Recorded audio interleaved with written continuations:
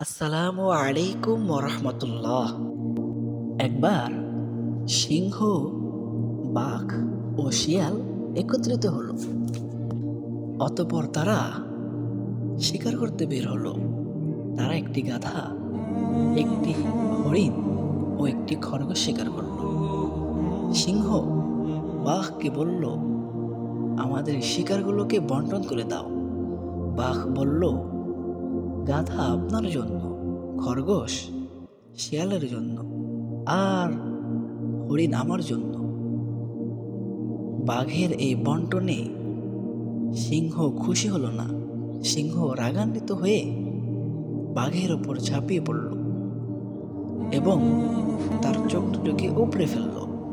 শিয়াল বলল, আল্লাহ তাআলা তাকে ধ্বংস করুক, কতই না মূর্খ সে বন্টনের ব্যাপারে। সিংহ বলল, হে শিয়াল, তুমি এসো এবং শিকারগুলোকে বন্টন করো। শিয়াল বলল, হে জাহাপানা, ঘটনা তো পরিষ্কার। গাধা আপনার সকালের জন্য, হরিণ আপনার রাতের জন্য, আর মাঝখানে খরগোশ দ্বারা নাস্তা করবেন।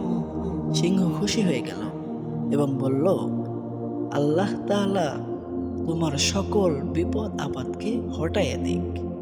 কতই না উত্তম সিদ্ধান্ত! কোথা থেকে শিখেছো এই বন্টন? শিয়াল বলল, বাঘের চোখ থেকে। এই জন্যই তো জ্ঞানী ব্যক্তিরা বলেন, অপরের বিপদ দেখে নিজেকে শিক্ষা গ্রহণ করা বুদ্ধিমানের কাজ।